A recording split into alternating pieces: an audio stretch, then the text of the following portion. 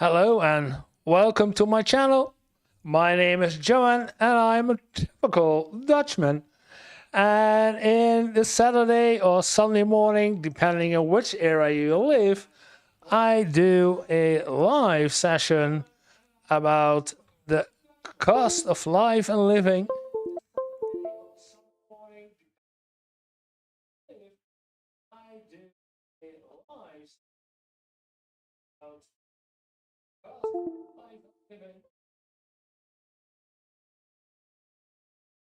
I had to kill the other sound because I was hearing double.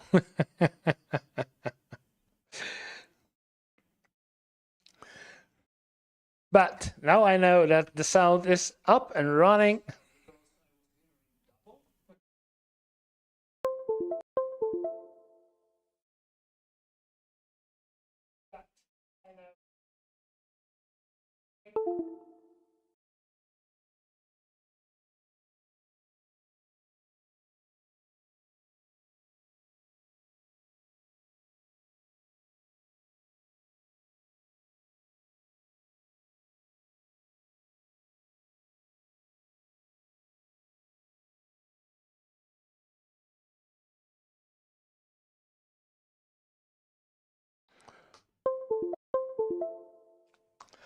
Sometimes having two computers and several screens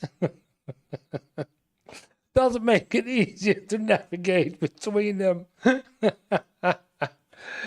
So now, without any further interruptions, welcome to the channel. And my name is Johan, and I'm a typical Dutchman.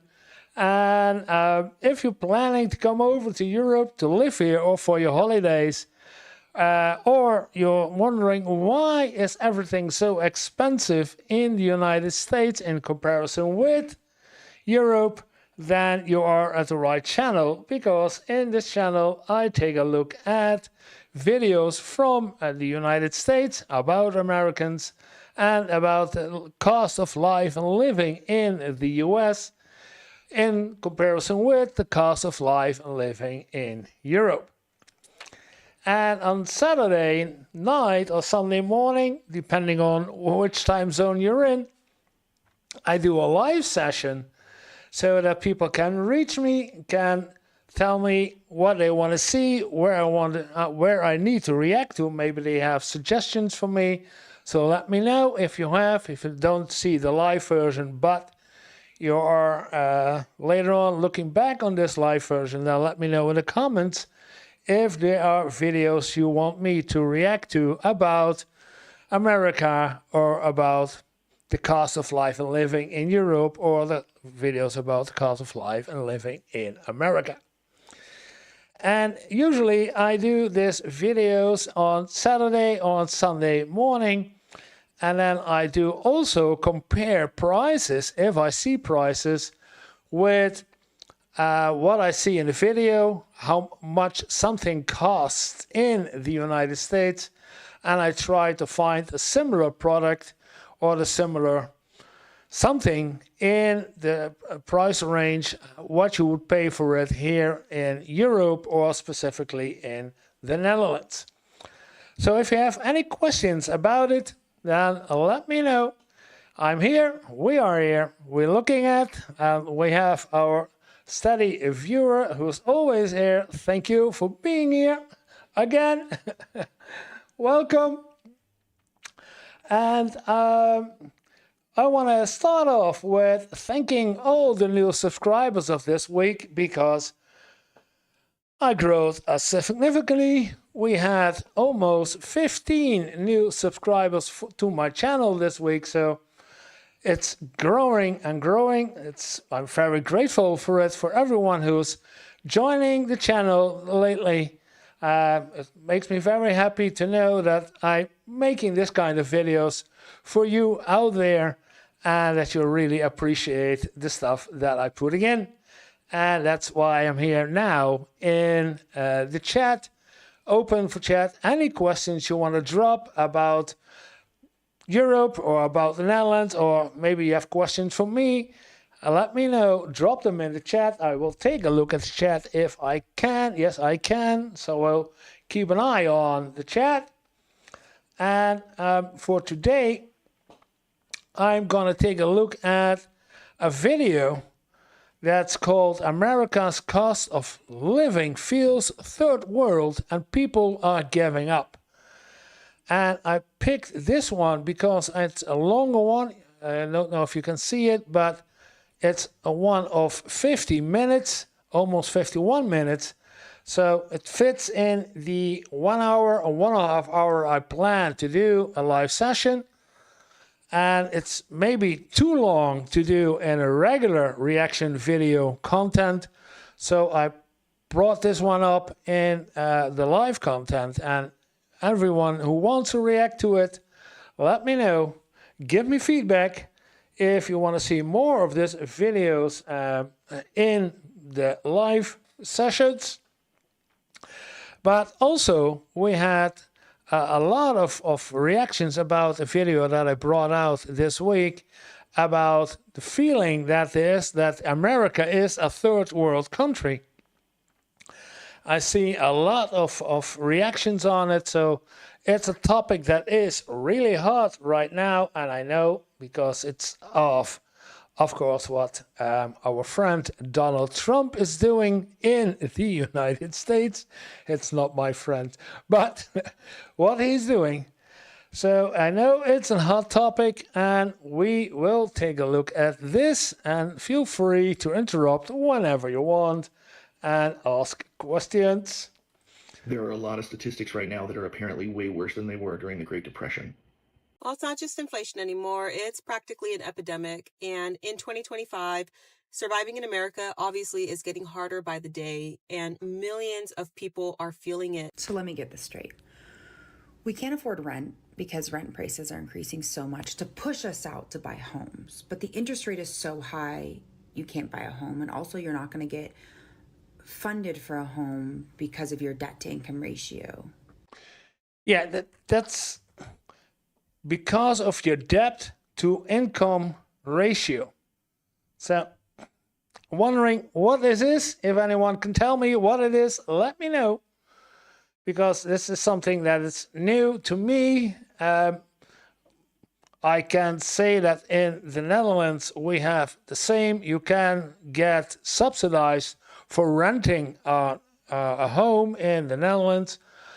But if you earn too much, if you have a rather good income, a good salary, a good income, then you no longer get, like she said, funded. You don't get subsidized for your home. Is this the same?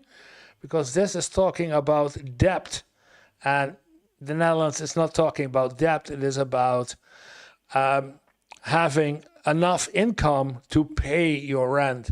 And it's not only that you can subsidize for your rent, at that point you also can get subsidized for your health care. So, but let's keep on going. I get funded for a home because of your debt to income ratio. So then what? Yeah. And then homelessness or houselessness is becoming criminalized. So then what? I don't understand. To be honest, I really like the idea of building a commune, aside from like the culty aspect of it, but essentially buying land, driving vans, building a tiny houses on it, and everyone shares.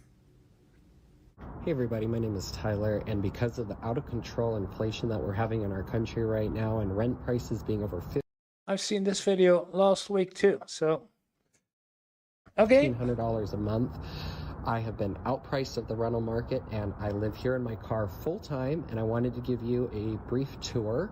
So starting with the bed here, it is a 3-inch memory foam mattress topper, super comfortable. I have about 4 layers of blankets, which keeps me warm, especially right now we've got 20-degree weather at night, so it's pretty cold. Moving over here, I have my cooler.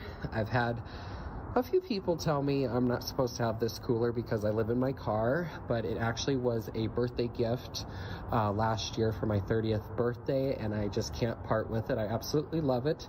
Keeps all my food cold and fresh for days. I absolutely just adore this cooler, so I'm not going to get rid of it. And in the back there, you can see I have two really comfortable pillows. I'm currently living And then suddenly it stops. See, I was hoping that he shows some more, but suddenly... in a storage unit. What? Living in a storage unit, day 1. My landlords decided not to renew my lease this year, and the apartment that I applied for won't be open until October 1st. Wait. They decided not to renew your lease. So one-sided, without any, I don't know what, but without any conversation, without any discussion, one-sided, the lease is cancelled, and then go on the street and solve your own problems? Wow. Now he's living in a storage unit? I have family here in town.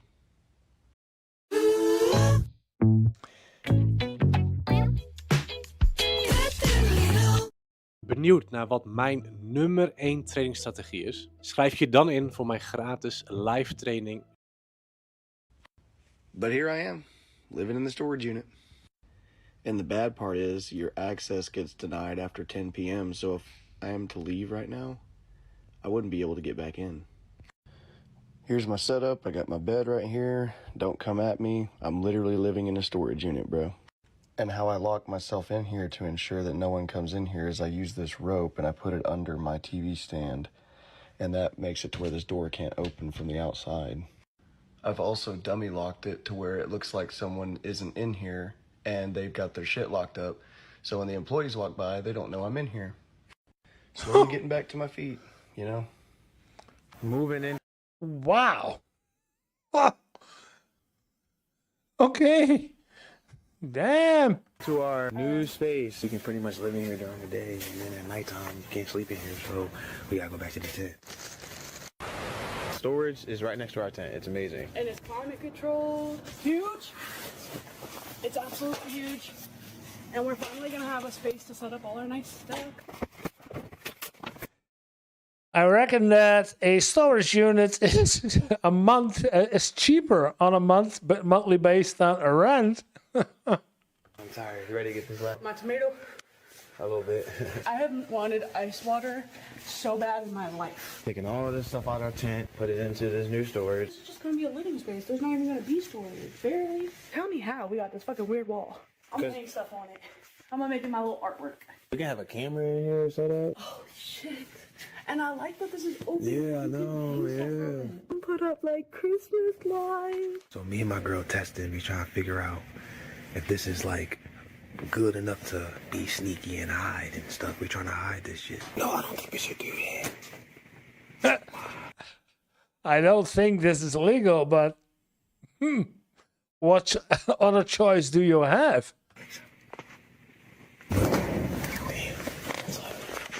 You want to let people know that you can get back here. If this was completely blocked off, then that means someone's behind the boxes. They're from making noise and stuff. Like, you see what I'm saying? We don't want that. We want people to know that, okay, somebody's back there. You can see the gap. But they can't see enough to know that somebody's living here. If somebody was to come over here, they don't know nothing. Oh, what? Another one. Oh, it's the same?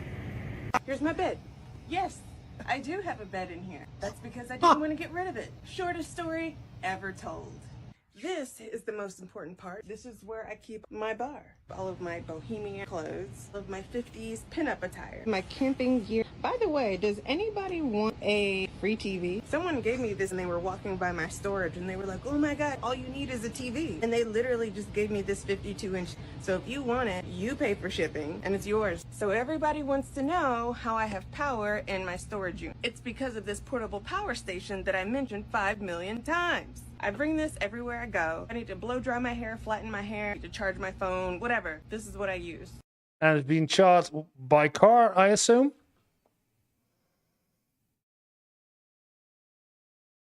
If you single right now, and you got a car and a job, whenever your lease up, go sleep in the storage for a year.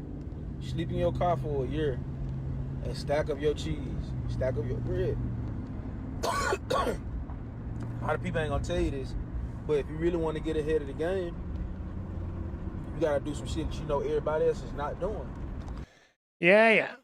If you have a job and you're single, save your money by getting in, sleep in your car or get a storage unit and for a year, and then stack up your money, and then you can buy a house or a minivan or whatever, but then you are getting out of your debt and start, I hope, living again. You know what everybody not doing? Not playing the game. Everybody waking up playing the game, barely getting by, paying a whole lot of bills, constantly going into debt, trying to figure out how to save money. The only surefire way to save money is if you downgrade your life by 99%. And 99% of our life is paying rent.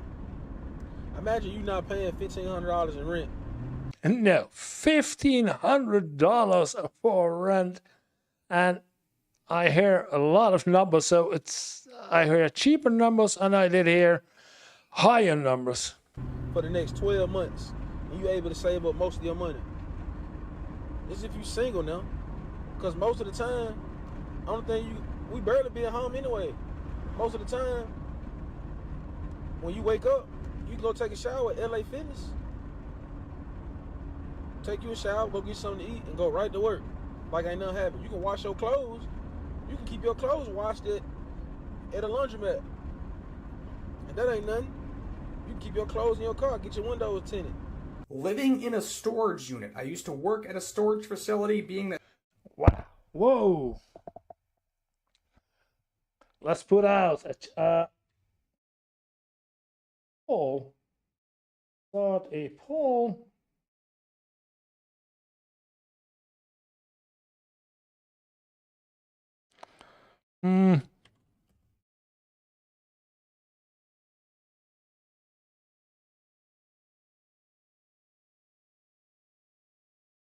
Do you?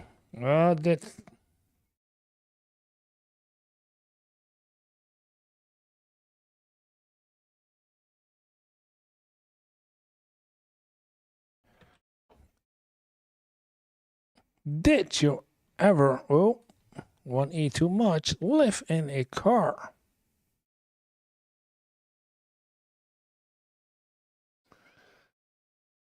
Let's put out a poll because I want to know. I hear too many people doing this. Probably be repaid soon, and 50-50 if you get that waiver of $10,000 to $20,000, your living situation may change drastically. That is why I am doing this. Step 1, be a ghost. Don't be seen by employees or tenants, or be seen as little as possible. Go in before or after the employee gets there, outside of normal business hours, so they don't see you. If you are there during normal business hours, don't be seen. Make it look like you're not there.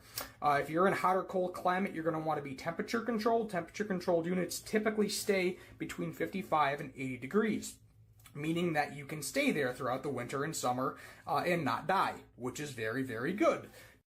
Yeah, it's let's say basic need. He's giving tips how to do this, how to live in a storage unit. Don't get an outside unit if you're in a crappy climate. Step 3, electricity. Find a unit that has electricity. Some do, some don't. Get a lead cord, essentially. But the thing is, you can't be seen with the leak cord. If someone sees a leak cord sticking out of your unit, you're going to get kicked out pretty quick, whether it's by a tenant or whether it's by the employee actually seeing that plugged into something. Not a good idea. Solar-powered generators or solar-powered anything for your phone, hot plate, water, whatever. Bathroom situation, you're going to have to go to a public bathroom. There's no getting around that. If you're lucky and there's land, you may actually be able to bury it, which isn't a terrible idea. Get a shovel. Don't keep it in your unit. If there's a dirty, disgusting smell, you'll get reported. You'll get kicked out. You don't want that to happen. What else? Oh, lock. He's giving a lot of tips. Sounds like he is a real expert in doing this. Wise. Make it look like your unit is always locked, even if it's not. So at night, if you're sleeping in it and it's closed, keep it in the open position, but put the lock on it to make it look like it's locked. Maybe put something on it to make it so nobody can actually open that door at night, because I have had that happen before, where a tenant was sleeping in a unit, somebody came in, they thought it was unlocked, they went to open it, and they saw them sleeping in it, had to kick them out, unfortunately, nothing you can do about it. Time-wise, when you go in for the night to go to sleep, and after about an hour of you going in for the night, put in the code to exit, so it looks like you left, but don't actually leave. And then in the morning, if you don't have a car and you're walking in and out of it, just sneak out behind a car. Wait till you see a car come, sneak out behind it. That way you're not putting in the code again, and it doesn't trigger the employee to look into that. Some do, some don't. Depends how vigilant. It's the code to getting out of the compound. Yeah, so which exit code? But yeah. Particular employee is. Okay. I can help it.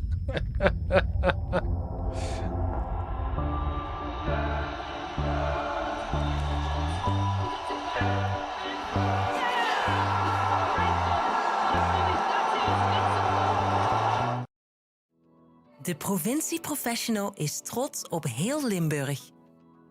Van ons Okay, we are in an 8x10 storage unit. I found a special where I could pay $55 a month. He ended up giving me a 4-month deal on that. $55 a month. Yeah, that's a heck of a lot cheaper than rent of over $1,500 a month. Wow. And then it'll move to about $110 a month. This is what I've built out of it. My dresser is back here. You can see, like, I can totally get in it, get all my clothes, everything. This is my closet. I actually have a full-length mirror, and I have enough space in here to get dressed. More storage stuff, some water, blanket. This is a smaller one. I've got a chair that I can sit in here and put my feet up. I built this up here for extra hanging, clothes, whatever. This is my kitchen. I can grab stuff, come and go, my cups, cooking, everything.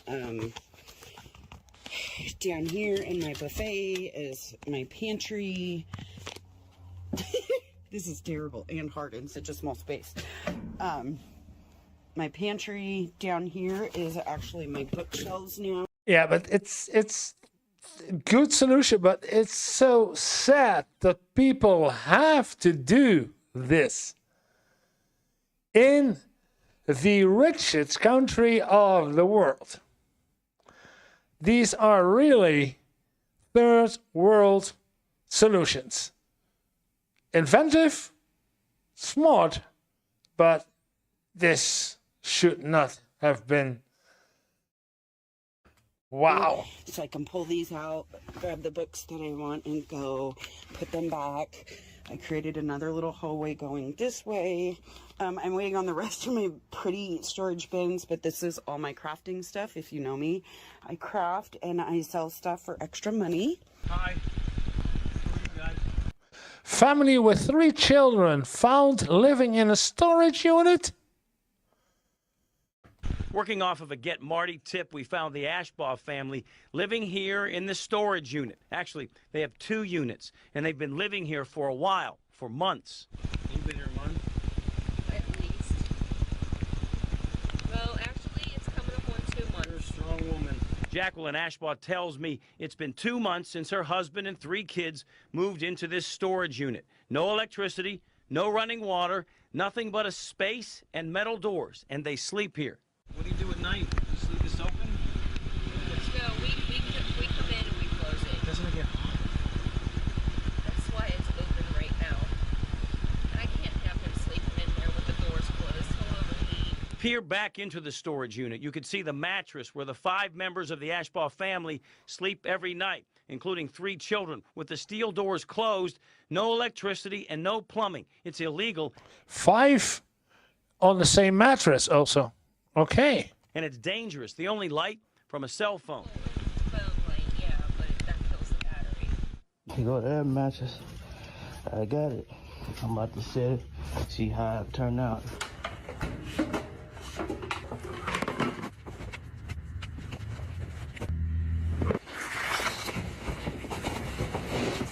What y'all think?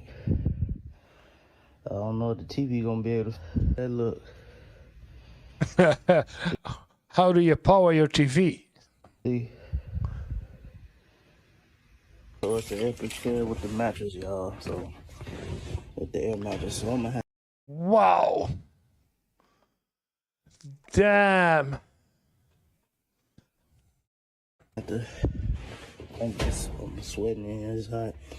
But yeah, I'm gonna have to give me I'm gonna have to order me like a little mat or something to sleep on the floor.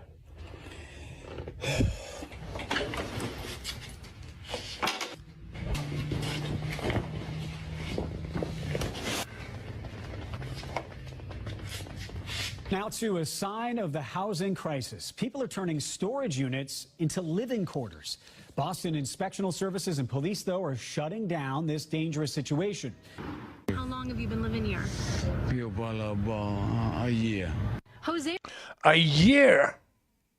Rivera and his wife, just 2 of those, made to move out Wednesday from the storage unit on Mass Ave. He says they'd sleep there during the day and take off at night. You're supposed to leave after 10 o'clock, right? So we do. We leave before 10 o'clock. Inspectional Services was there Tuesday and found several units being used as living spaces, complete with curtains, coolers, food, and even electrical extension cords. I've called and I've made many complaints about it. Jamal Herring spends hundreds of dollars every month storing his belongings. Every time he visits the unit, he can't believe what he sees. And you go in there near the bathroom and it's a long line out there, like people getting up, waiting to go to work or something. He and others familiar with the area say this has been going on for years. I mean, I know from years ago, people used to sleep across the street in the U-Haul vans. People break into anywhere to sleep. People do whatever they can to get by. Do you realize that it costs? Yeah. Oh, I understand. Wow. Okay. Chatting time. What do you think about this? Well, let's start another poll. Oh, I cannot start a poll because this one is still active. Okay.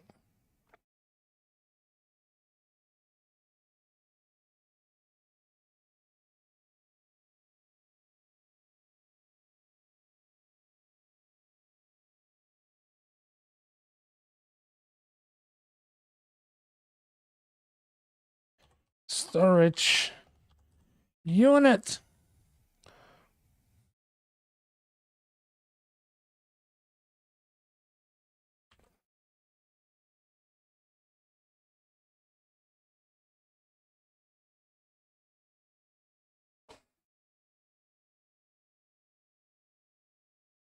Wow. It's yeah.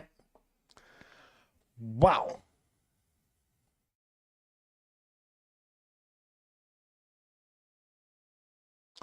And is this because of the now in 2025 higher prices of cost of living, or was this already in, let's say, 2022, 2023, so right behind the COVID situation, and then things getting worse? When did this actually start? I'm wondering when and why people did do this, because it's terrible to see, and it confirms that, yeah, this feels like the people living in a third world conditions. And even in the third world, there are people who have houses, sheds, that they are living in, maybe from some cardboard and some small wood or whatever, but at least they have a roof above their head and do not do something this dangerous and illegal that these people are needing to do. This is not something they want to. This is something they need to, simply to survive. Wow. Because the government doesn't help in this case. Nope. To exist anywhere in the United States.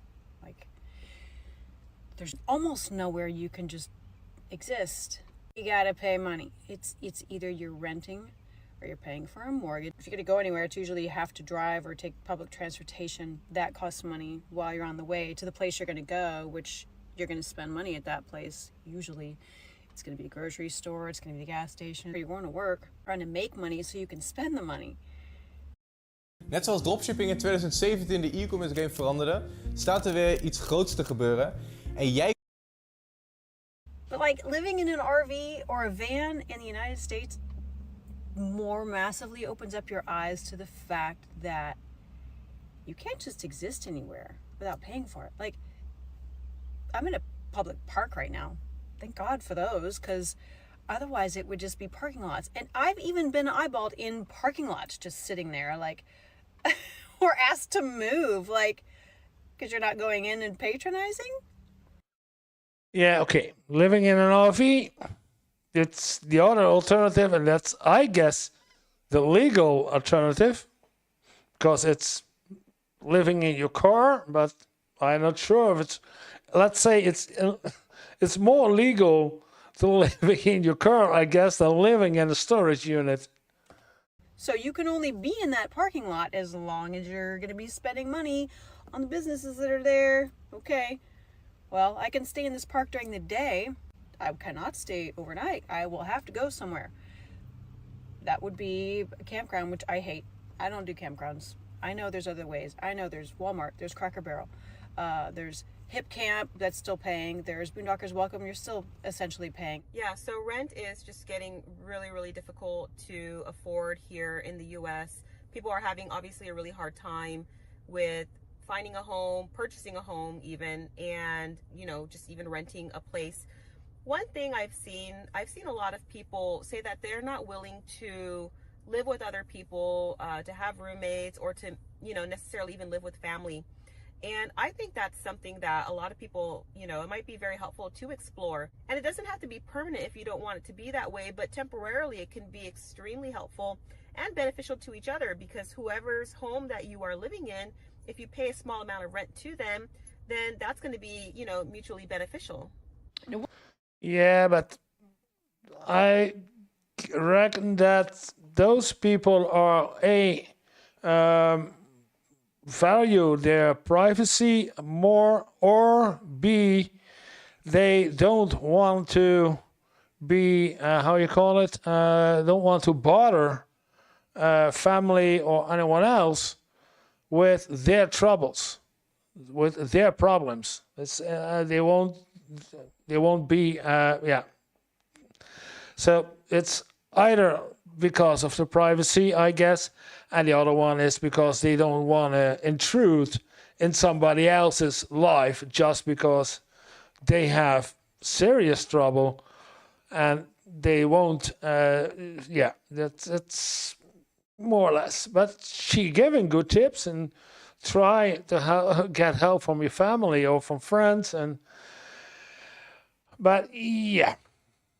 What I'm about to say may piss a lot of landlords off, but I don't really care at all. But I'm gonna read to y'all the qualifications that this person wants for this house. And it ain't an amazing ass house. We're not talking about anything super expensive. The rent, like I said, is $16.95, $40 application fee per adult. They want you Rent $16.95 for 1,614 total square feet. Okay, that doesn't tell me anything. So let's take total square feet. Let's take a calculation. Feet to meters. And then I'm gonna grab this one. We're talking about 1,614 square feet. We need square feet.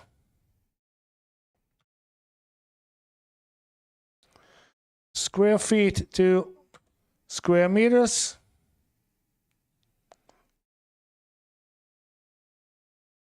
From 1,614. Give or take 150 square meter living space rent. Let's take the next step.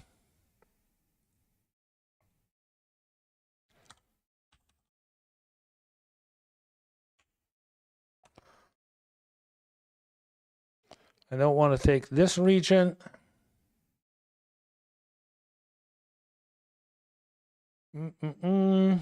AI tells me, depending on, in the social sector, maximum rent is 900 euros.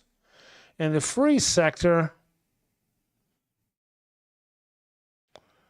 it can go up to 18 euros per square meter. So that's 150 times 18. Yes, also 1,500 plus. So that's, yeah, in the free sector, it's almost roughly the same, but the normal rental price, social prices, is within a maximum price of 900 euros a month. For 1,600, not 1,695. In the free sector, you pay that, but app fee, I don't know what app fee is. you to make 3.5 times the rent. Standard for whatever reason is 3 times the rent. When majority of Americans don't even make 3 times a $1,600 a month rent. I don't. So you need to earn. Your income has to be $6,000 a month just to afford this. Wow. No, where people just get up and be like, oh yeah, we're just gonna make this a national standard that people have to make 3 times the rent amount. Majority of people can afford 2 times the rent on a specific basic home like this. But this person is going even further. They don't want you to have 3 times the rent. They want you to have 3.5 times the rent. They want the last 2 years of your W-2s, the last 3 months of your check stub, driver's license, or ID. I don't know what your W-2s are, but I guess that has something to do with your debt history, your credit card history. The Social Security card. They want you to make 2 months worth of rent as your security deposit before you even move in, and you have to have a credit score of at least a 670. Off the bat, there's a credit card. So many people from being able to be in a home that is decent. Let's add that up, why don't we? Off the rip, you have to pay first month's rent, $16.95. You have to pay $40 application fee per adult, and let's just say the standard adult is 2 adults, right? You have to pay, if you have a pet, which majority of people in Houston do have pets, dogs, it's a $250 non-refundable fee per pet. So let's just say you have a pet. We're gonna add that up, and then you have to make 2 months of the rent to equal the amount of the security deposit. So that's $16.95 times 2. All right, and on top of that, we're not even talking about your utilities and all the things that you have set up. They want you to have rental insurance before you move in. Standard rental insurance is probably about $25 a month. Let's just say that. Before you can even move into this house, sitting in a savings account somewhere or just idle money, you already got to come off of this amount of money. What happens in Vegas is too good to stay in Vegas. Welkom. Wow. BetMGM. I agree. That is a lot of money. And I understand the struggle with trying to find a new place to move into, to rent, and again, to own. You know, there's a whole other array of qualifications and complications that come with that. But this is the reality right now. And housing is so unaffordable and it's going up. So again, just even thinking about maybe finding family to live with or roommates, downsizing maybe, you know, the home that you are in or the apartment. We've lived in parts of town before that weren't the best parts of town, but we chose to rent there in the beginning of our marriage. And we did that because we were trying to save money. And it wasn't a horrible part of town, but it wasn't the best and it wasn't always the safest. But we did make those decisions because at the end of the day, we felt like, you know, we didn't want to just throw out a lot of money every month renting when we can maybe save a little bit on that end, because it just really adds up. Like she's saying, everything that's involved with that. Then you have the utilities. Then there's everything else with life that you need. Yeah, that's. I was wondering about that too. Utilities, your car, your insurance on your car, your premium for your health insurance, some savings for if there is an emergency in your health. Wow, it's not doable. It's absolutely not doable. To pay for, and today, currently, obviously, food is going up. Wages are not increasing. Everything that you do costs so much money. And I've been seeing comments, people say that, you know, it's like when you step outside the door, it's automatically $50 to $100 sometimes that you spend, because usually you're going out to spend money. And it is really expensive. And I don't necessarily see the cost of housing getting any better anytime soon. The cost of living crisis in America is real, and I completely understand why so many people feel inclined to create video content on a platform like TikTok, expressing their disdain for it. Everyone is hurting. Even if you're a high-income earner, you're not alone. And it really is no wonder, just given how prices have gone up on just about everything from food to gas in this country. The average cost of a home is $420,000. Most people don't have the ability to afford. Average cost of a home, buying it, $420,000. And then you get some flimsy house with full wood and the first tornado that's going over your house and gone, $420,000. For that, especially with crippling debt, like in the form of student loans, and a myriad of different bills that people just can't seem to get out from underneath of. We can't even buy cheap food at McDonald's for $1 anymore. They completely nixed the dollar menu. And what dystopian future are we living in which we have to pay more than $1 for fake food at McDonald's that doesn't even taste any good? So it begs the question, what do we do? I'm not trying to come across ungrateful or unhappy or cynical or anything like that, but I have a question. What in the hell has happened to cost of living increases? Like, for real. Everything is going up. Everything around us. It's just no matter what, between eggs, gasoline, all these things. And we get a cost of living that's 1%. What are we supposed to do with that? Like, what am I going to do with 1%? Our insurance. I want to take a look at a house in the Netherlands. And I grab for 400,000 euros.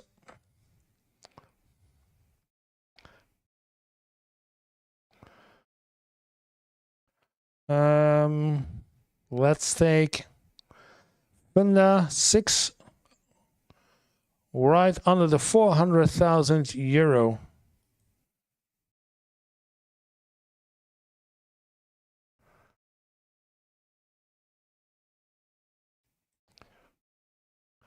Will take a while. Yeah, the pictures are loaded. because the ads come first. And this is at December 2022. So this is already 2.5 years old. Come on, show me some pictures.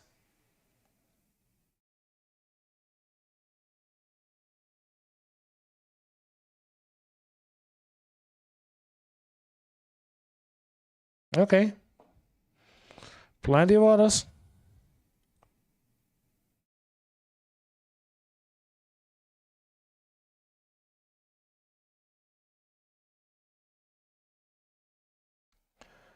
This is 3 minutes. What is it? This is not the house. This is an house. Price 375 to 386,000. It has 84 square meters and another 82 ground. 4 rooms in Hoorn, North Holland. Yeah, that's the high price region. No other pictures of it.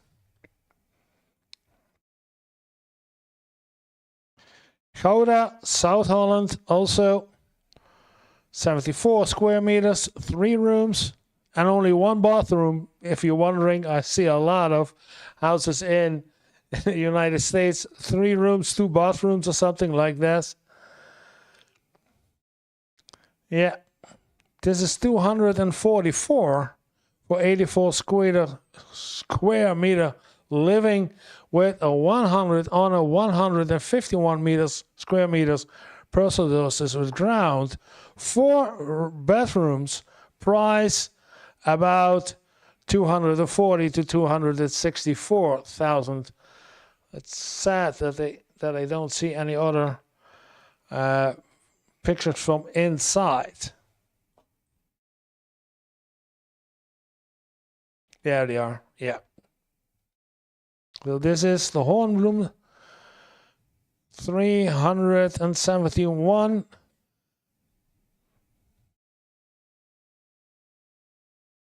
There you have it. 371,000 euros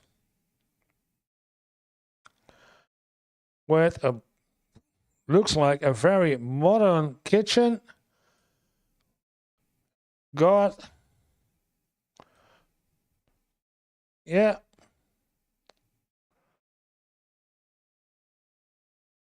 Open format. It isn't that big. This is all on. Then let's go up. Are there photos from? No, they aren't. From the bedrooms and the bathroom, and they aren't. Oh, sad. So for 275,000, you can buy a house like this in the Netherlands. Going back to insurance alone is going up 10% this year, and we're getting 1%. Now, doing the math, that's losing money. That's year after year. I'm not getting any more. I'm losing money.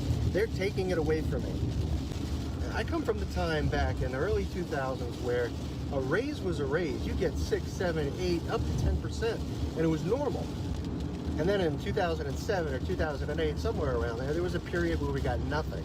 Nothing for 3 years. And now we're getting 1%, and we're supposed to cheer about it.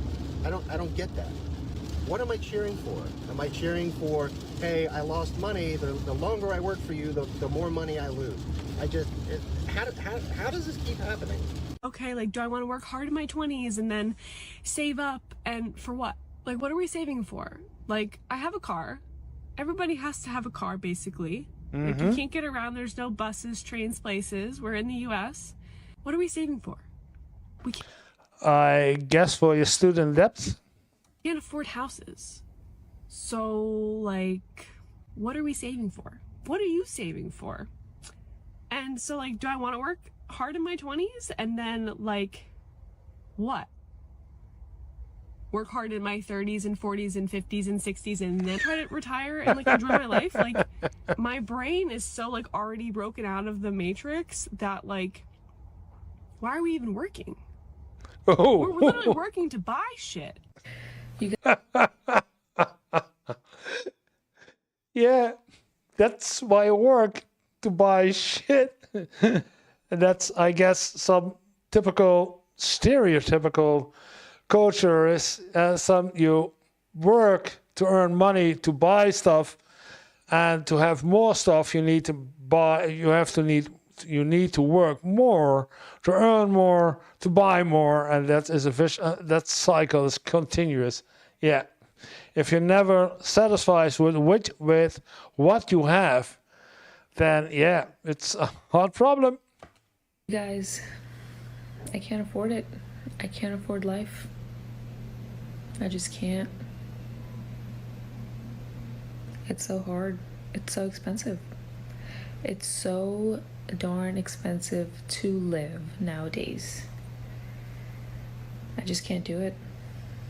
I don't know how everybody else is doing it. I don't know what kind of money you're making. Where are you guys working? That is normal people. I'm talking about normal people. I'm talking about not influencers, not these crazy high corporate jobs, normal jobs. What are you guys doing? As I understand, she is not alone. We're talking about 61% of the United States is now living from paycheck to paycheck, or less. Because apparently I'm doing something wrong. I can't afford life with my job. I can't afford it. And I can't leave either. Oh, echt te lang geleden. Proost! Kom, nog even een selfie. So that's that. Yeah, she cannot leave either. And I don't know what she meant by leaving. More and more people are realizing that they're going to work every single day. They're putting in the time, they're putting in the effort. They're receiving a paycheck, and that paycheck is not covering all of their needs. That paycheck is not getting them to a point where they even feel comfortable enough that they can save up money for something they want in the future.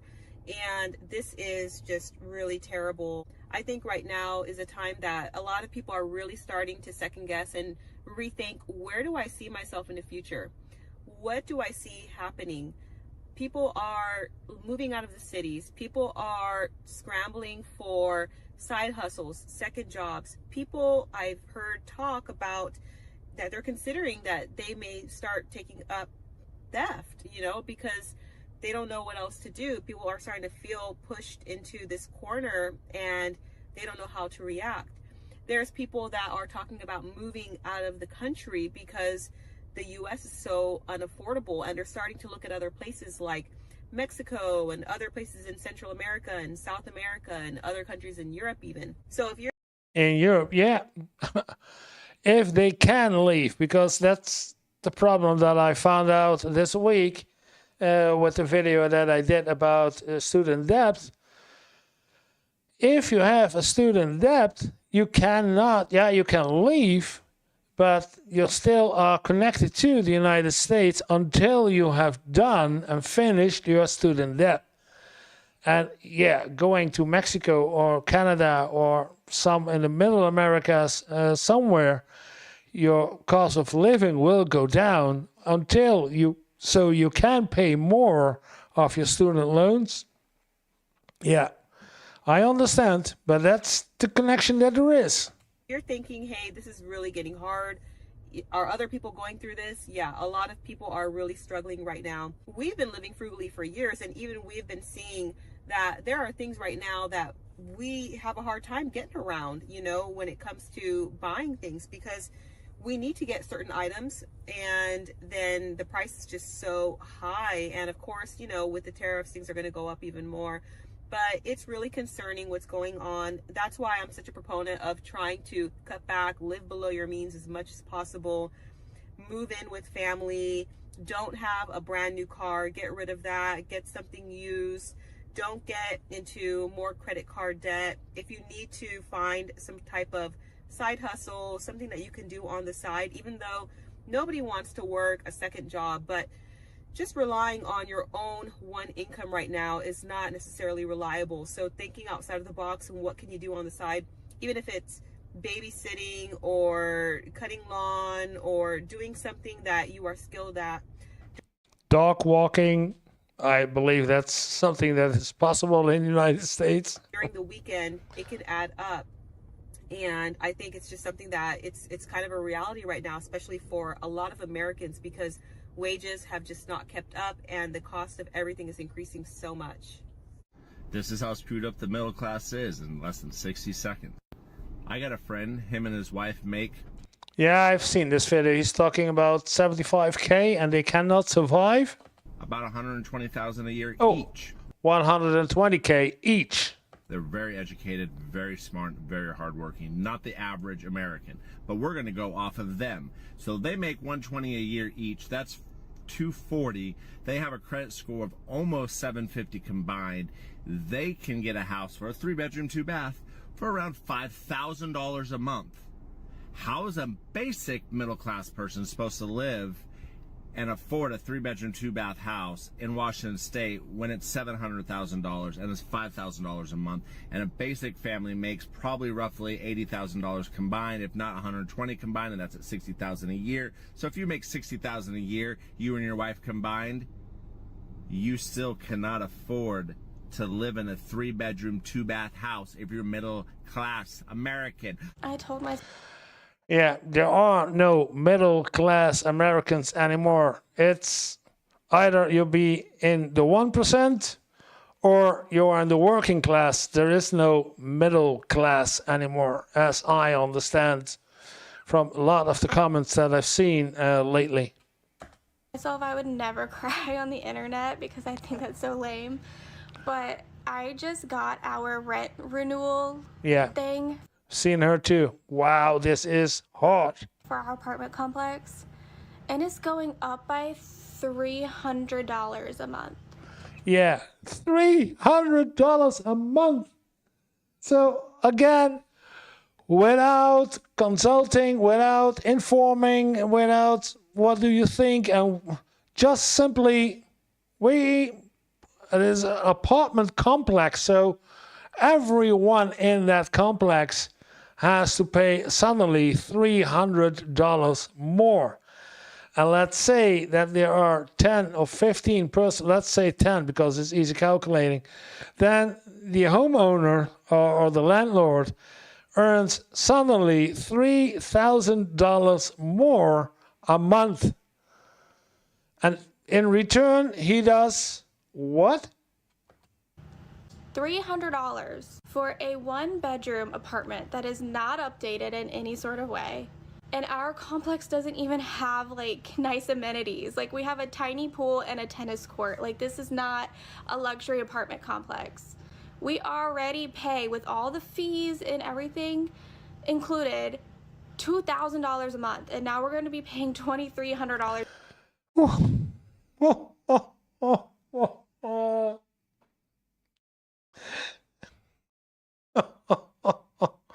Again, with 10 people, so it's now, she talking about 2,300, so there's a zero with it. So $23,000 a month is what this landlord is collecting every month. And I'm still wondering, what is he doing in return for those $23,000 he gets every month? A month for this tiny apartment. And that's just so frustrating. I don't understand how people can live in this world anymore. And I just don't want to move again because that's so much work and more money and it's stressful. And she already lives in a 1-bedroom apartment. To find another place, and it's just so annoying. And now I feel like I need to get a new job. And I just got this job and I like it, but it's not paying me nearly what I need.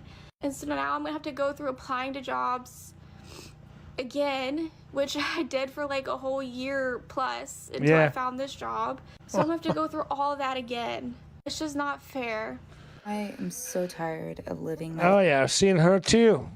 She's taking care of all elderly people in the final phase of their life in survival mode, because despite having 2 college degrees and making close to $80,000 a year, I still cannot keep up with the cost of living. I still with $80K a year. I don't know, because she has 2 degrees, how much her student debt is, but still cannot afford all of my bills every month and have to live paycheck to paycheck. I think that's absolutely ridiculous. I am sacrificing my mental health, my time, and my energy to take care of people in their most vulnerable moments, and a lot of the time they do not make it. At the very least, I should be able to pay my bills. And for anyone who's thinking, oh, well, you shouldn't have chose that job, somebody has to do it. And you know damn well, if your loved one was critically ill, you would want somebody to take care of them, right? yeah, it's not criticizing her job. Oh. Bah. 80K a year and still living paycheck to paycheck. I just... Dit hier is een aandeel. Wat je hier ziet is prijs. Dat is de prijs van een aandeel. Something has to give.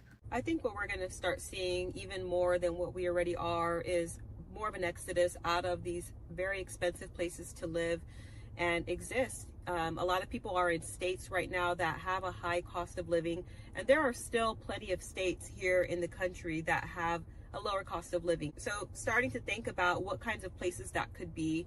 We have moved from very expensive states to more affordable states a couple times in our marriage, and it's been helpful. And I'll tell you right now, you do see the change in the cost of living if you move from somewhere like California or Florida or even parts of Texas even to other areas, other states. And you don't necessarily have to move out of the state that you're in. Typically in every state there's going to be the expensive places to live and there's going to be more affordable places to live.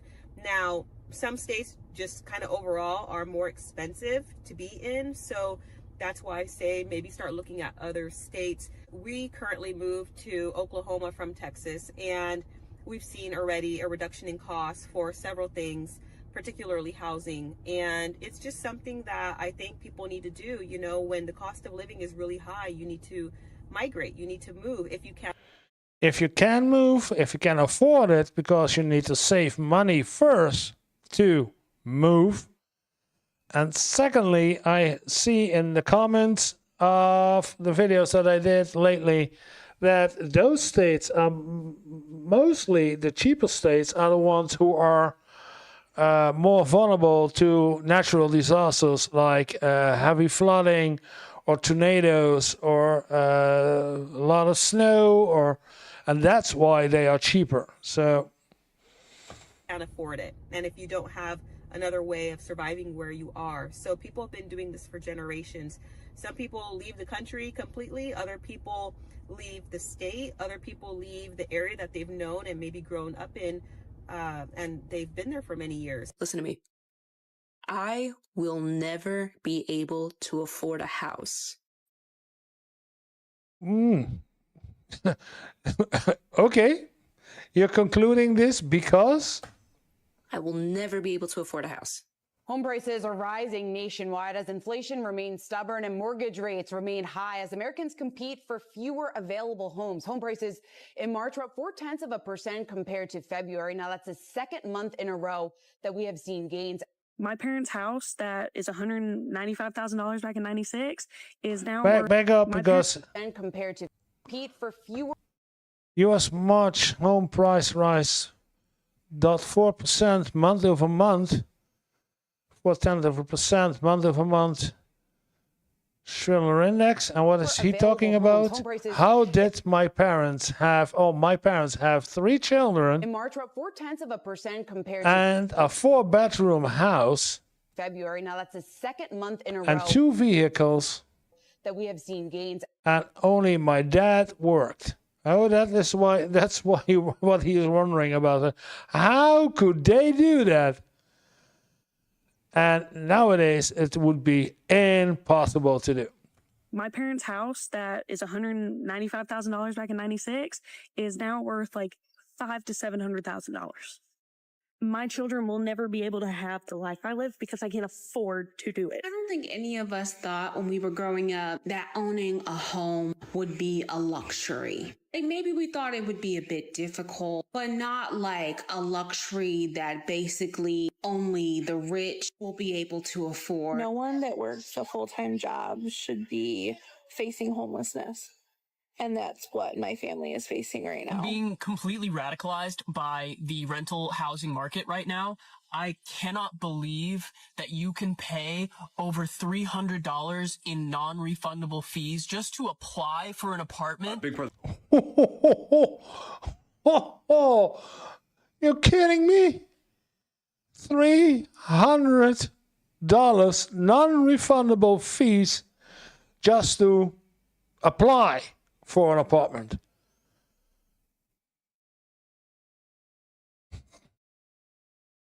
I don't know. The reason why social life here in America is getting more and more difficult has to do with the fact that nobody can afford decent housing. Everybody in America kind of knows, like, it's over. Like, there will be no recovery. Like, this is not like the other times. This ain't like 2008 where, oh, we'll crash and then we'll get back up. Because now, yeah, I get the same feeling that the more I see about people talking about this, the expats the videos that I see of, and this kind of videos and TikToks that I see, that America is about to implode, because if people are no longer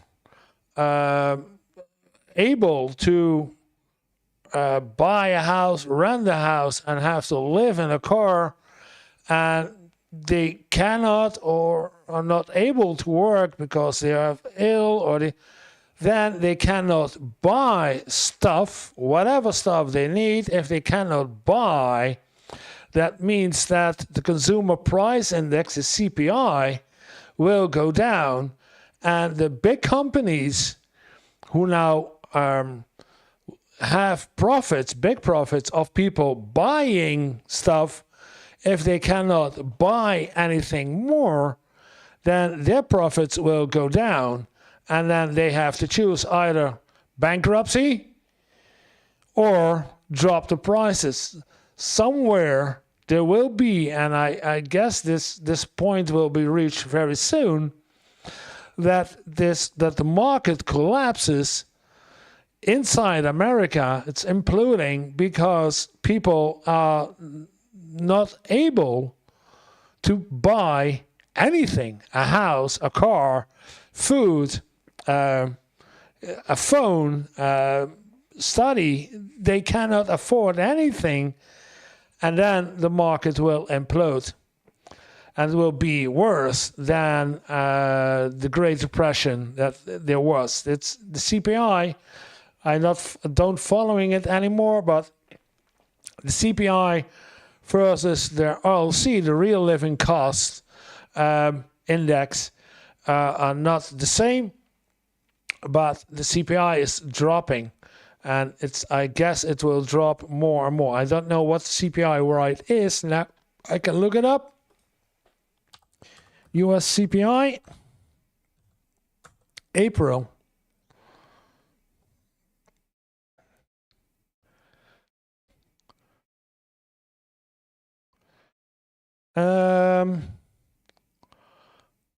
It's increased 0.2%. Consumer prices are up. Let's take a look at it. Consumer prices up by 2.3%. So it's going up and up. So somewhere at a point, and I guess very soon, then the market will implode, and the rich people who are rich won't get any richer, because the poor people cannot afford to do the stuff that the rich people need.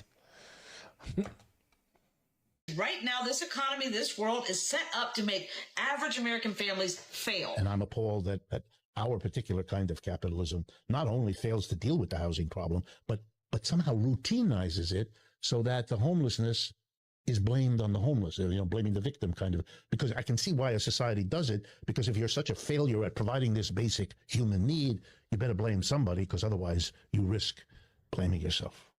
Yeah.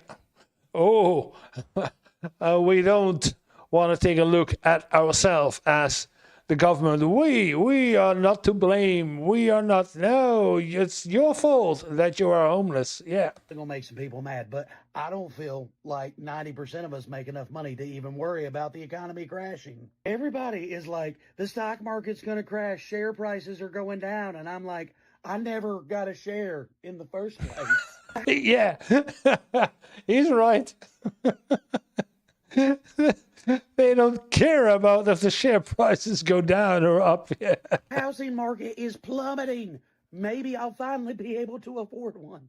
I want to be in a tariff tax bracket to where I can actually care. The rate we're going, no one's ever going to be able to afford a new car. I've not been able to do that anyway. I can get my hands on a nice lump sum of money, baby. I'm buying land in another country and I'm out of here because there's nothing left here. But okay, thumbs up.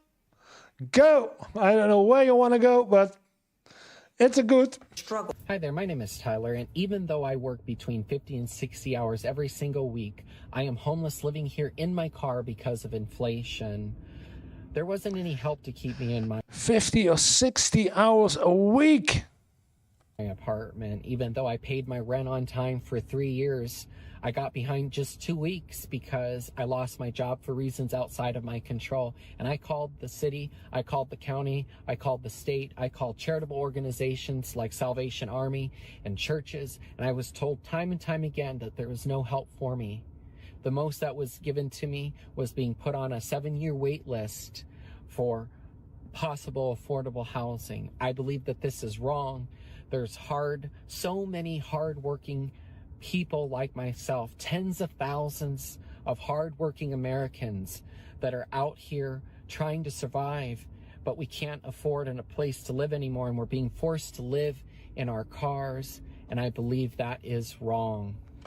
I believe it's the same guy that we saw at the starting of the video, because I recognize this cooling box right behind him.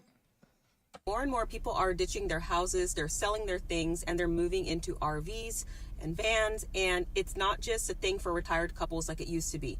We have young families now, single women, full-time workers. Everybody is starting to do it. It's becoming a trend. I'm broke and I live in my car. I have a full-time job at Jack in the Box and I just got off work. I'm really trying to get a studio, an apartment, something, but I only have $1,000 saved up and I can't find anything around that price. So I'm literally coming to terms that I'm going to be living in my car for the summer. I don't mind living in my car. I mind living in my car in the summer. I have maybe 1 month before summer gets super bad here in Arizona. So I'm going to try to save as much money as I can. And one of the things I'm going to do is try eating inside my car. I bought this little pot and I'm not going to be cooking any.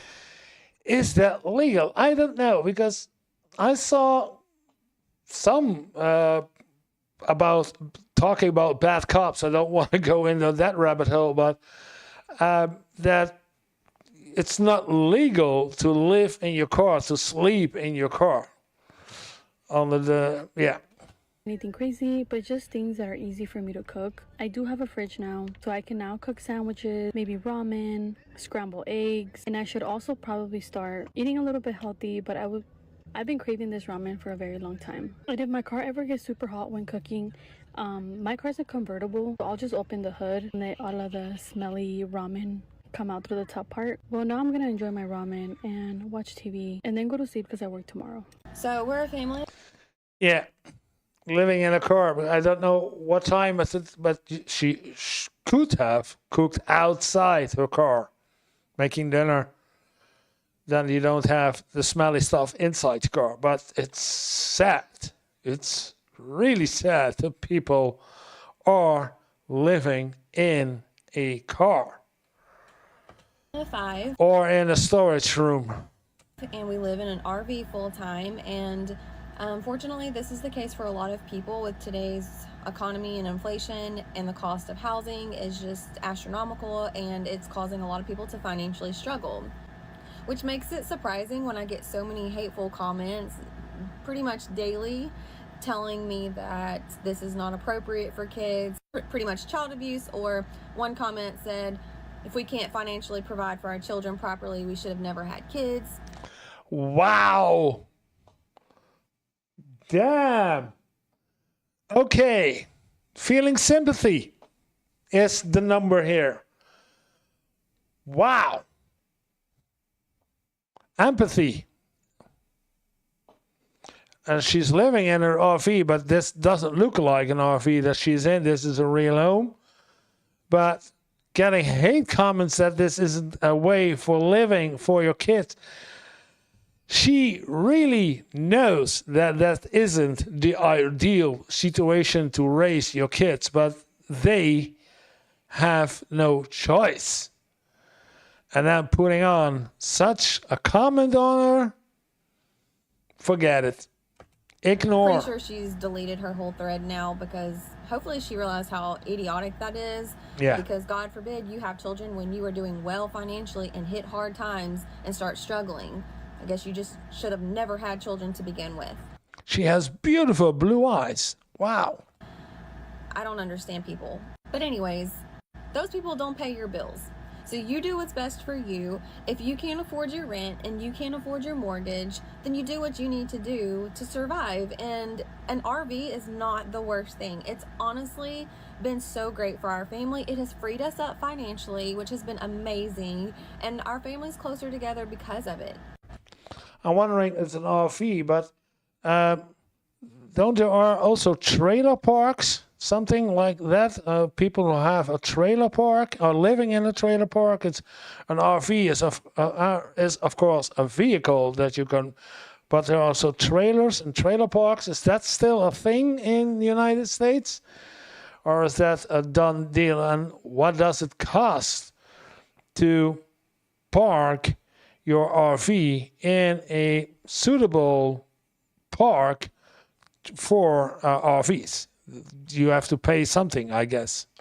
So please, if you're struggling, don't look at having to live in an RV is a bad thing, because yes, it's not a stick and brick house, but it has everything you need, and living simple is okay.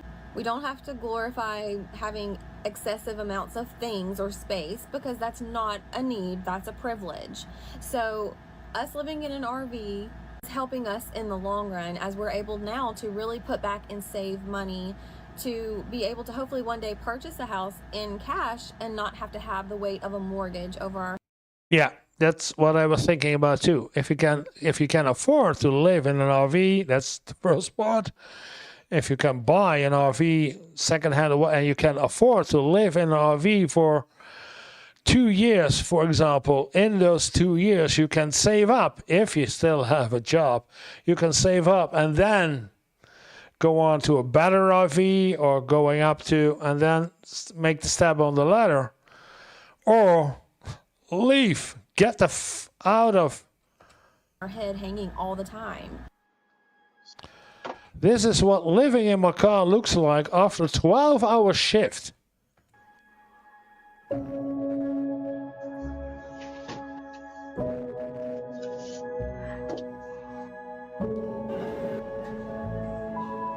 I used to pay $2,000 for rent. Now I pay $135 a month for storage and sleep in my SUV. Okay, so he has all his stuff in the storage room and sleeps in his SUV.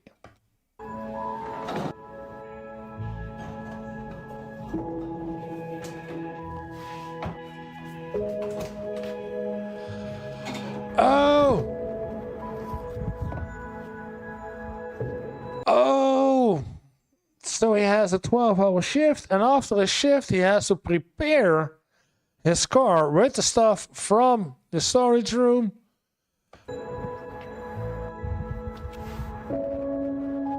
People are just absolutely tired of pouring so much money into rent and utilities that they don't have anything left at the end of the month. And you can't blame them. It's really difficult. So RV life and van life have really exploded because of this reason. And it's a way to not exactly be homeless. It's the way to take back some freedom financially, mentally, emotionally. And the thing is, it's not glamorous. It's not for everyone when people just kind of think about it, but it is a form of sacrificing to be able to still try and make it in today's economy.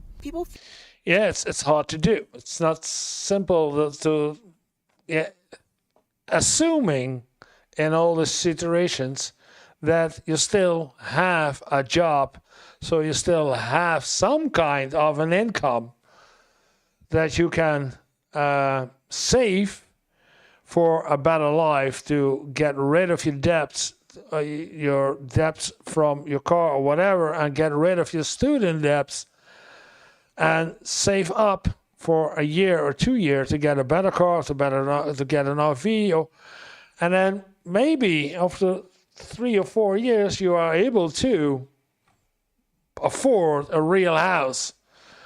But I don't think that you can save enough money in, let's say, 5 years to buy a house of $200,000 cash. If you got feel really trapped. And whatever way you want to do it, I think downsizing is an excellent thing to do. If you're not looking to downsize and you're struggling right now, that might be your step one. Look to start to get rid of some of your things. You don't probably need as much as you think you do, and see if you can downsize into a smaller home, a smaller apartment maybe, or a cheaper one. Maybe downsizing into an RV is a solution for you and your family, and moving into an RV park.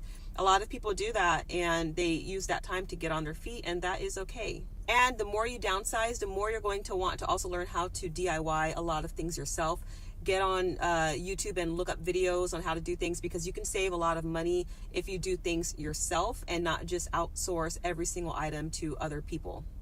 Yeah, okay. Doing your own stuff is also better if you're handy enough, instead of hiring for every job an external. A lot of people are learning to cook with less appliances.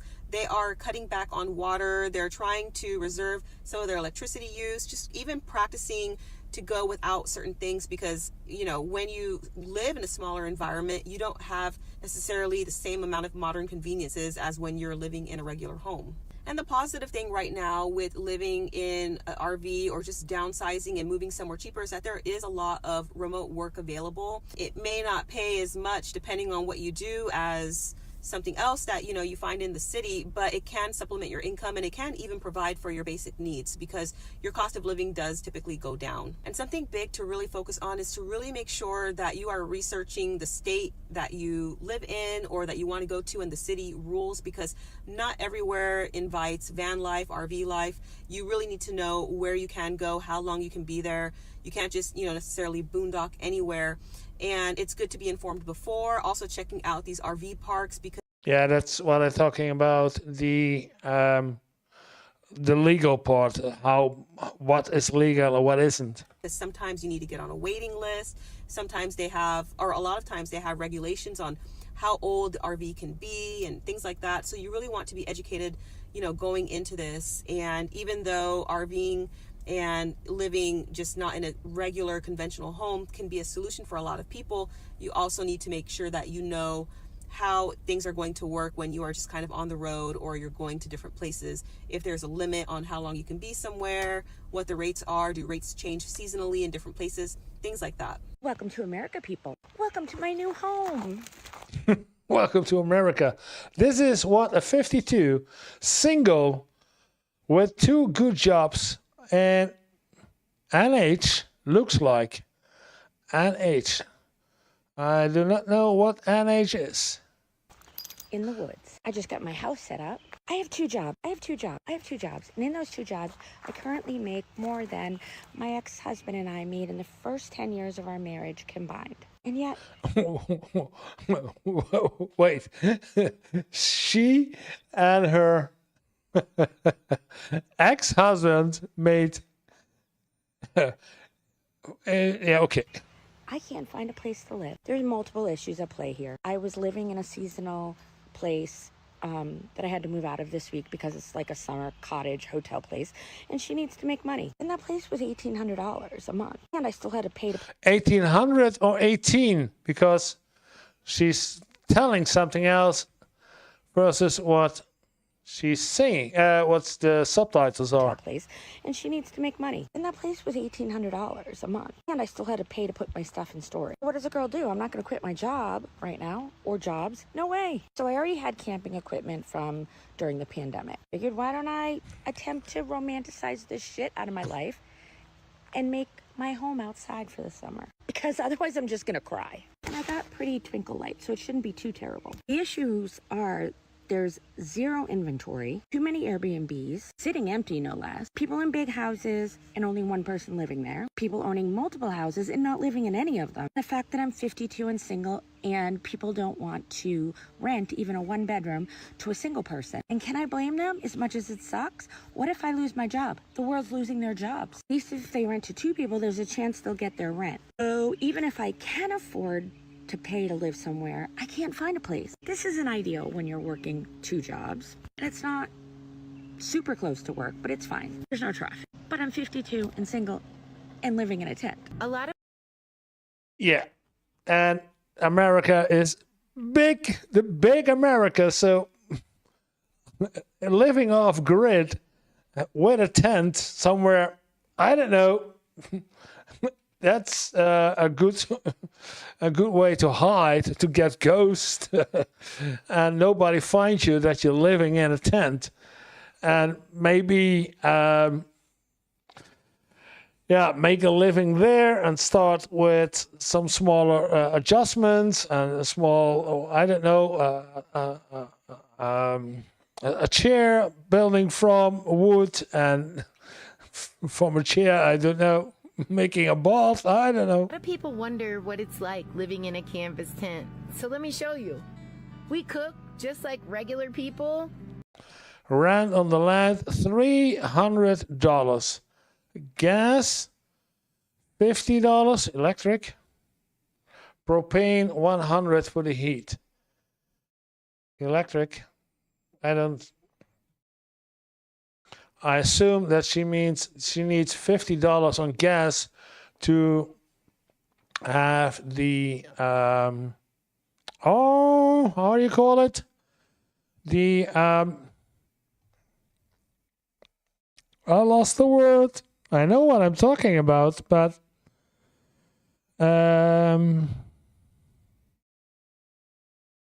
yeah. To get electricity from, I lost the word. Just in a little toaster oven or microwave or skillet or a crock pot. We have electricity just like everybody else too, but we use jackeries instead of a power company. We have heat in the winter, we have fans and AC in the summer. And I bet you're wondering about a bathroom. Yes, we have a bathroom, outside composting toilet, and outdoor shower. It is absolutely amazing. We get our water hauled in for super cheap, 2 cents a gallon. We even built this fence right here to block the wind against our canvas tent. We do pretty much the same things everybody else does, just a little bit different. We're a family of 8 living in a tent. A family of 8 living in a tent. Wow. In a 24-foot camper by choice. You ever been so broke that you started budgeting out toilet paper squares? Gave up the house, gave up Budgeting out your toilet paper. Oh man. bills, gave up the fake idea of stability that was really just a paycheck to paycheck and panic attack. We work 70 hours a week to live a life that we can't even enjoy. So now we're doing it different. Hi, just wanted to give you another Wow. She doesn't tell what, but yeah. 70 hours a week. update. I'm here at my campsite right here. I did find me a heater, which it's right here for my tent. Now I got to figure out how to get some propane for it. but at least it's a step in the right direction. So far, all the resources have helped me find houses. Still, there's nothing out there. I'm just amazed at how many people are living in tent, and it just saddens me, you know, to see, especially there's a veteran that's staying out in a tent on the other end of town, and he can barely walk, and so it's not just me, I know that. But I just wanted to give an update. I'm really tired, wore out. My health isn't the greatest, and well, that's it for right now. Zo, die weet wel raad met schoppen. En hij is handig met ballen. En die is expert in stapelen. Maar 1232 shed to tiny home. First night sleeping in here. 1232? 12 by 32 feet? Yep. First night in a tiny home. I think it's gonna be a good night. Got my little bed set up. I didn't finish the loft yet. Loft not done. Can't see that, but loft isn't done, so got my little makeshift bed right here. We're going with that for the night. I feel pretty good about it. I think I'm gonna sleep pretty good. I think it's gonna be a good night. Yeah, if he did it all on his own, yeah, he must be proud. Got, let me see what else I got going. Got my little AC right here. Uh-oh. I can use that. Got my little AC right here. All you do is put your couple little ice cubes in there. Boom. Fill that up with a couple of ice cubes in case it get too hot tonight. Boom. Man, that blows some cold air. Woo! Hands cold, just cool air right there. And keeping the ice cube cold. So kill two birds with one stone. I'm ready for that. Boom, just in case. Got my Netflix going. Putting another tarp over this because it was really cold last night, so we need some more cover from the wind. Yeah, insulating not only by tarp, but by finding something, bigger, This here, thicker. Corners, we're gonna put it around this. Got this rope here. Tested this tree because this pillar wasn't in there. We see the multiple holes. There might be like a rock in there or something. How's it looking over there? Good. The reality is that the average person is completely priced out, and homes that sold for $200,000 5 years ago even is now like $400,000, and that's even if you can find one at that price. How can you have a beginner home, a starter home for a new family even that is trying to just start out and purchase a home? And then let's talk about interest rates. You can't find a good interest rate. Forget 2%, 3%. Most people right now are staring at 7% or 8%, even 9%. And again, add on the soaring insurance premiums and the property taxes that feel already like a second mortgage. It's no wonder that so many people are just kind of giving up on the dream of home ownership. You know, what do you do when the system feels so broken? So let's talk about a few things, especially needs versus wants. When it comes to looking for a home, now is probably not the best time to get the big dream home. You might just need to get something smaller, something that maybe you wouldn't have considered before. She's giving advice about everything. That's good. She's really knowing what she's talking about. So that's, yeah. Or something that's older, that needs more work, because if you can get a fixer-upper at a good price, then at least you can fix the home up as you go along. That's something that we have done multiple times, and it's really worked out well for us. Another option that a lot of people are doing is buying. Yeah, and she's talking about, we did it multiple times. So, and she also talked about that she has moved several times. Why? That's my main question. If you buy a house, if you buy a fixer-upper, and you fix your home up, then stay. That's why you're doing this. It's something that's also stereotypical, I guess, in America, that people moving around every, I don't know, 2 years, 3 years from house to house. I live in this house now for 7 years because I bought this house 7 years ago. But my parents and for example, my sister, her house that she lives in, she already lives in that house for 35 years. So people buy a house to live and stay there, fix her up if needed, do some plastering, some painting, and then why does the American switch homes that often from place to place? If it's not about having a new job in a different city, so you need to move, but without that. Land where you can build slow and steady on. You can maybe put an RV on there temporarily. Make sure you check your zoning and legalities around where you are, because everywhere is different, every state, every county. But that's another option as well. Owner financed land is another option too when you are thinking about land. So land can be a really good thing to get. Now, you have to be educated before you purchase land because there's a lot of things that go into that, but it's a good option for a lot of people. And start to think creatively about where you choose to live. So maybe it should be in a more rural town, a more small town. You can look at living in a manufactured home, or maybe about building a barn dominion. A lot of people are looking into building shed to homes, and that's a very popular option right now. The only thing is you really need to make sure with your county that it is allowed, because that can be a tricky one to navigate.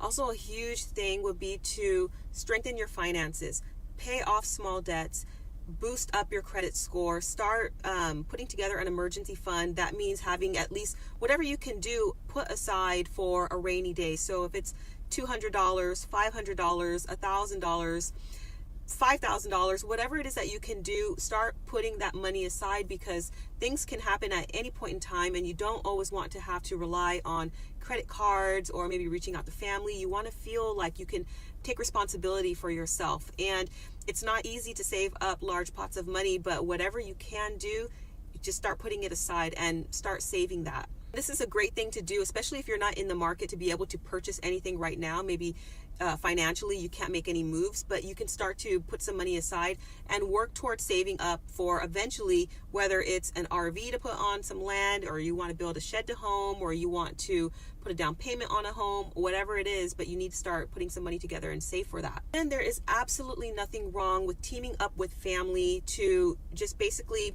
live multiple generations in one household.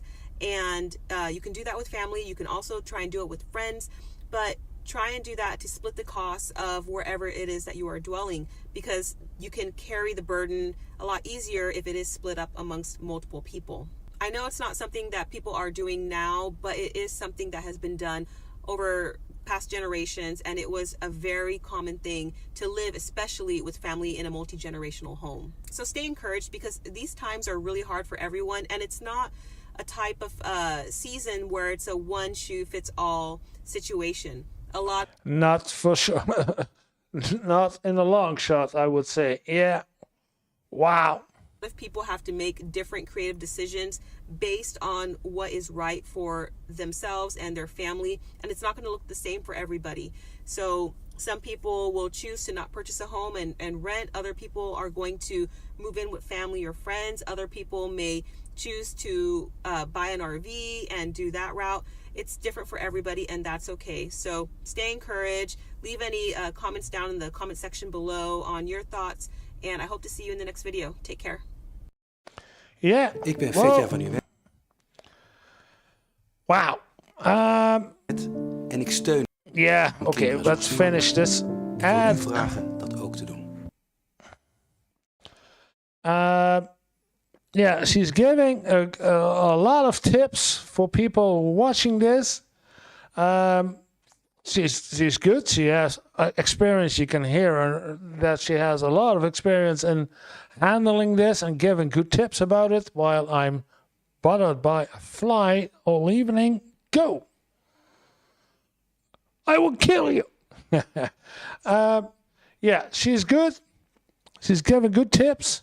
Let's take a look what there is in the comments. Well, let's see. You can either work and be poor or not work and be poor. Gee, does anyone else see a problem here? Yeah, that's partly what I did say is, yeah, if you don't have work and you're poor, then, yeah, if you have a job and you move into your car, then you can save for a year or 2 years from your job, etc., etc. But if you don't have a job, then it's hard to do.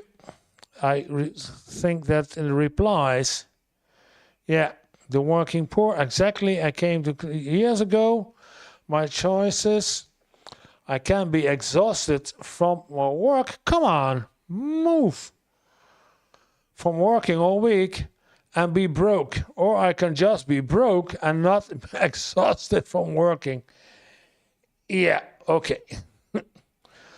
Let's take a look at a lot of Americans are in denial that American empire is over. A lot of Americans are in denial that American empire is over. Yeah, I understand that. Both profs of economics,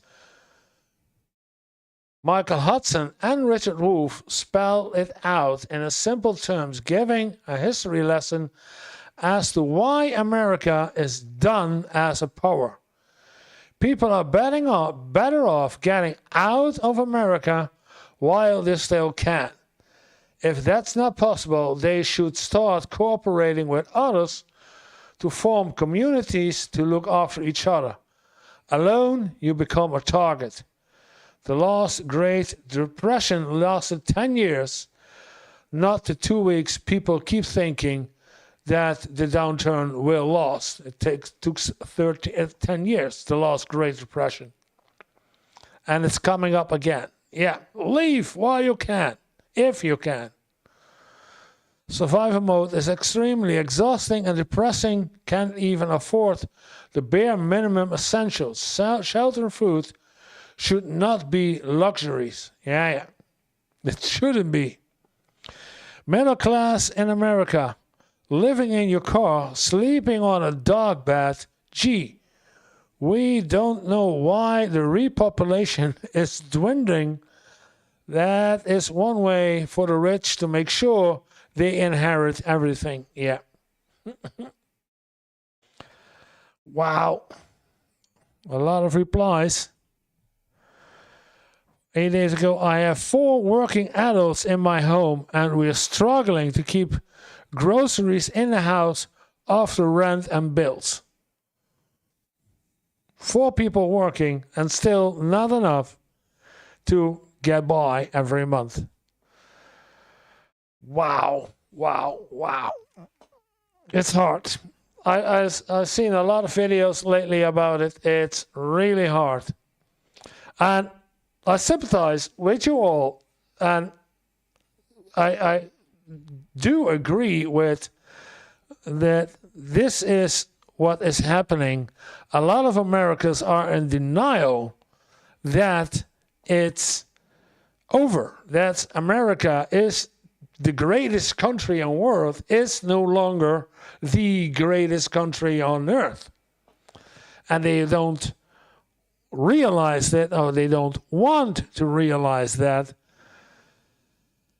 And listen to someone who is rich and can afford ads, and now they are screwed because they choose a president that has billions of dollars, and his only goal is to make the richer people more rich, and the poor people are getting poorer.